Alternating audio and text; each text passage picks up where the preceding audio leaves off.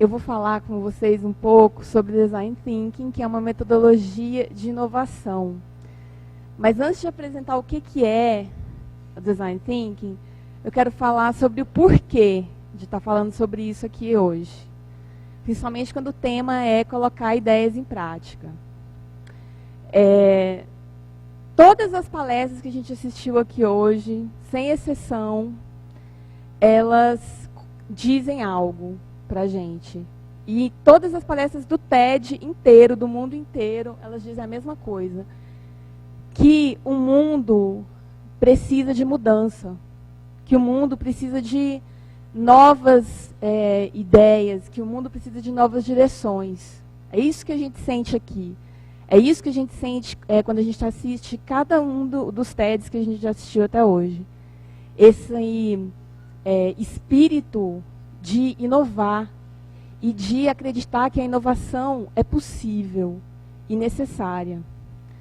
E o motivo pelo qual a gente está aqui hoje e que todas as pessoas ligadas ao TED no mundo inteiro se reúnem pelo mundo inteiro para poder discutir essas coisas, essas questões, é justamente porque há uma falta de clareza nessa direção. Senão a gente não estaria aqui. Se todo mundo já soubesse o que fazer, se todo mundo já soubesse como resolver todos os problemas do mundo, a gente não precisaria estar aqui.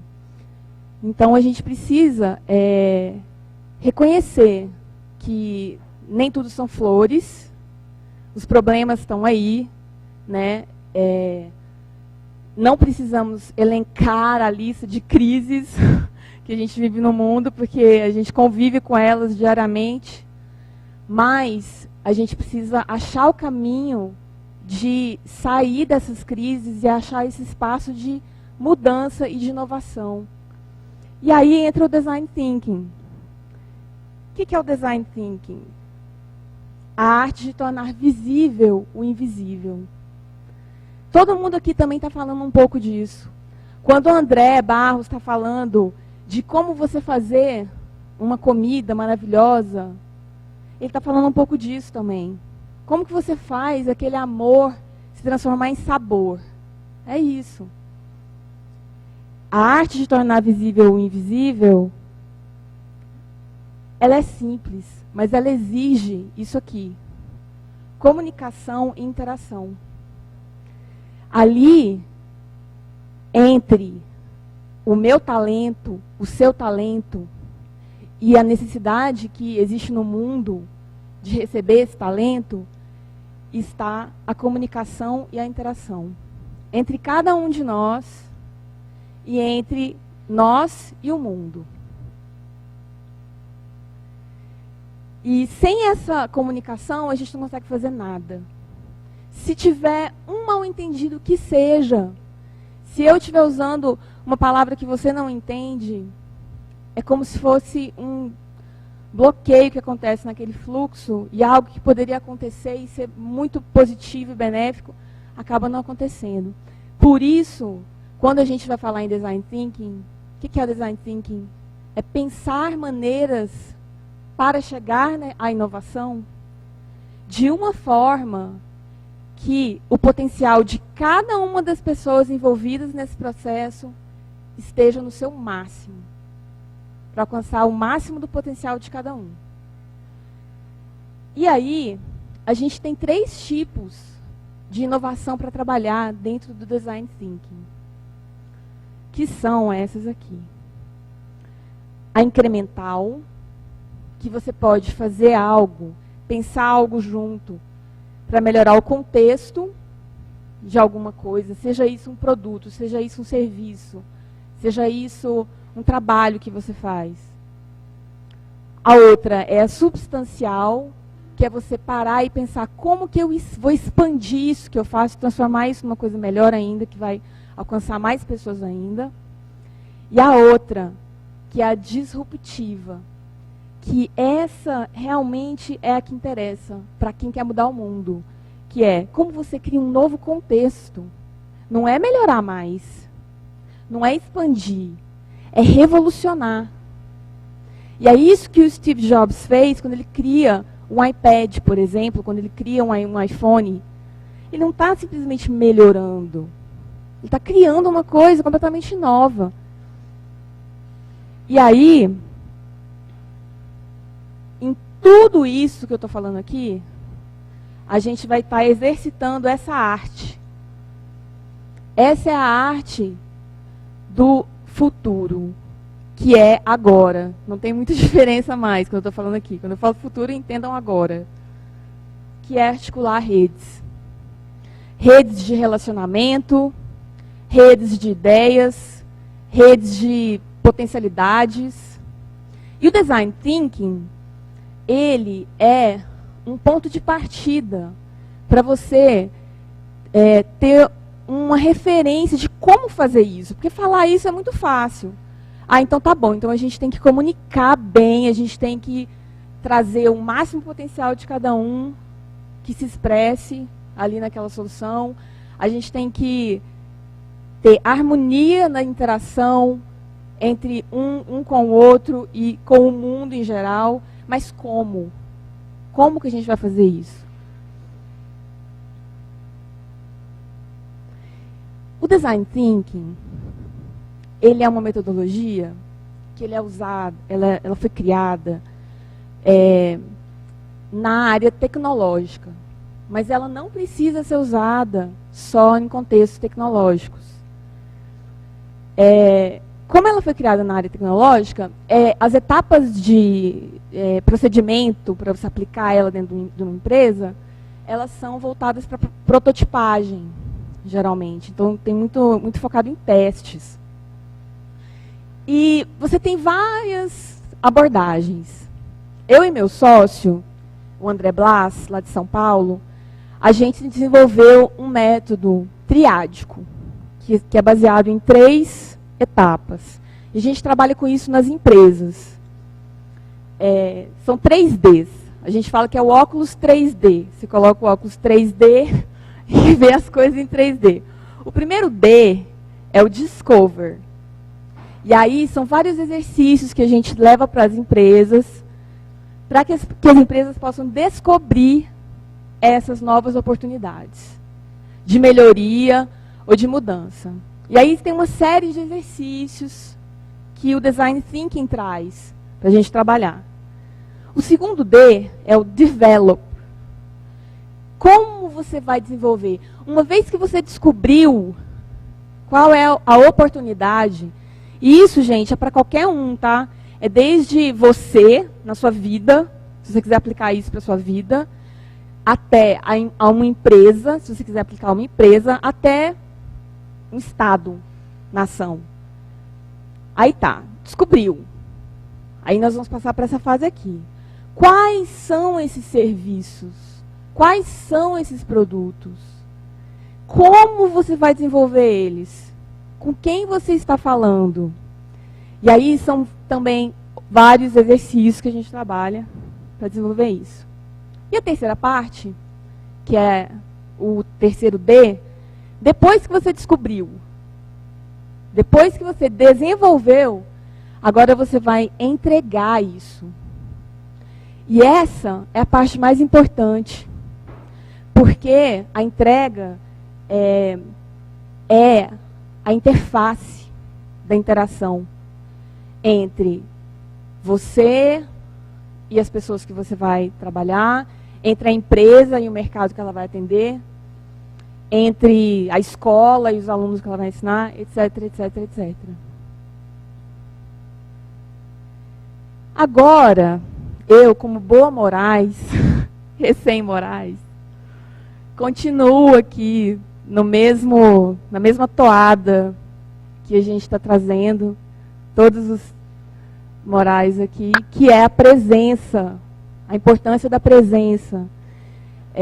No Design Thinking, nada disso, nenhuma dessas etapas aqui que a gente viu, é possível se você não estiver firmado internamente a partir de uma consciência espacial, temporal mesmo. Que a gente trabalha né, na consultoria que eu e meu sócio, a gente está dando nas empresas, através de uma teoria que se chama Teoria U. A Teoria U é uma teoria de presença que trabalha com a inovação. Ela foi desenvolvida pelo Otto Scharmer, que é um alemão que trabalha no MIT, tem um departamento de inovação profunda no MIT, que pesquisa sobre métodos de inovação baseados na presença. Por que que você vai querer trabalhar com uma coisa invisível para trabalhar em inovação? Porque não existe inovação que não saia dali, daquela fonte. A fonte de inovação é o quem. É esse ponto cego, invisível, ali, o lugar interno de onde você opera. Se tiver alguma coisa errada com esse lugar interno, onde você opera, nada vai sair dali. O como vai bagunçar e você não vai chegar no quê. Se a fonte, que é o quem, que é você, estiver bagunçada, você não vai conseguir chegar no quê. E isso também, mais uma vez, vale tanto para pessoas quanto para empresas. Se a identidade da empresa não estiver bem resolvida, você não vai chegar lá na missão da empresa. A gente tenta trabalhar um pouco com isso também, na consultoria que a gente faz. De chegar na empresa, então vamos começar lá do início.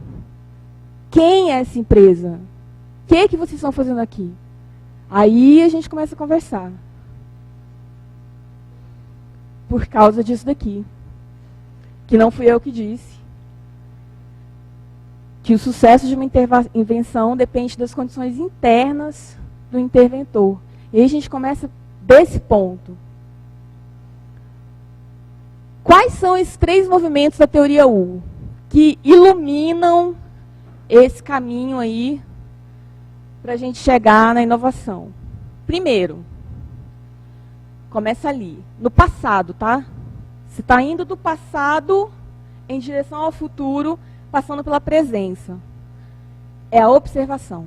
Você vai olhar para trás, observar. Como eu vim parar aqui? Aí, peraí.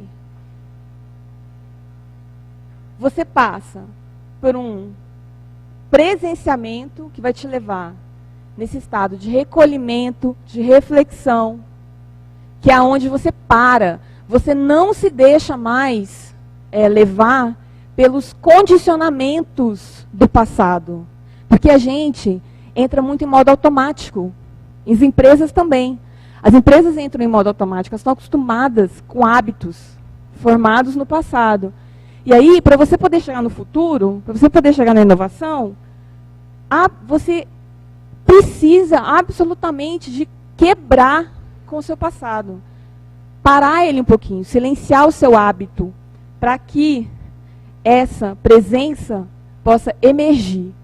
Só nesse ponto de sabedoria e liberdade do seu condicionamento é que o futuro vai emergir.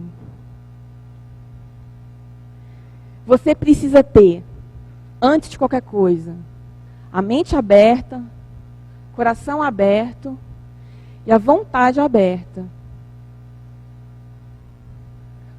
Geralmente, a gente está nesse automático do download, do hábitos passados. São os hábitos passados que informam o que você vai fazer a seguir. Aí você entra naqueles ciclos de repetição de padrões antigos.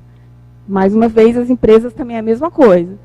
Você precisa refrescar esses hábitos, cortar esses padrões, sentir a partir da presença onde você está agora, esquecendo os seus padrões passados, para você chegar na conexão com a fonte,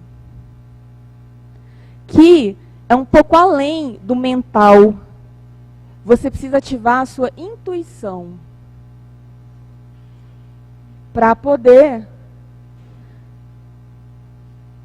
suspender os seus bloqueios, sentir a partir da presença, redirecionar, deixar ir aquilo que te prende, para poder deixar vir a visão e a intenção, decretar esse novo rumo, testar o novo, incorporar essa inspiração no seu dia a dia, e aí sim realizar através do todo. É assim. E esse é o caminho do U, que foi desenvolvido pelo Otto Scharmer, lá no MIT. Todas essas fases do processo U, co-iniciar, co-sentir, presenciar, co-criar e co-evoluir, elas acreditam, são feitas em cima da premissa de que a nossa performance no mundo, ela depende da nossa ressonância com o mundo externo, da ressonância do nosso mundo interior com o mundo externo. Tem uma historinha que o Otto Scharmer conta de uma violinista que foi fazer uma apresentação numa catedral imensa. E ela foi querer tocar sentindo só a partir do hábito dela, né? Como ela sempre estava acostumada a fazer. E aí ela sentiu que a plateia estava assim, entediada, desmotivada. E aí ela abriu uma janela para ela e ela notou o porquê. Porque o som que ela fazia no violino dela, naquela catedral, tinha uma acústica diferente. E ela entendeu que ela não poderia tocar da mesma forma naquela catedral. Ela tinha que tocar a partir do som que reverberava dentro daquela arquitetura. E aí ela começou a tocar de uma outra maneira. Ela começou a tocar a partir do ambiente onde ela estava. E todas as pessoas que estiveram ali tiveram uma experiência mágica, incluindo ela. É isso que eu estou aqui para falar para vocês hoje. Que a gente precisa parar de produzir, de performatizar as nossas coisas a partir do que a gente já sabe, que a gente acha que a gente já sabe fazer muito bem. E escutar mais as reverberações do nosso ambiente. Porque é esse o caminho da verdadeira mágica. É se integrar com o ambiente que está ao nosso redor. E tentar ler como é que a gente está interagindo com ele. E é essa mensagem que eu queria trazer para vocês hoje. Obrigada.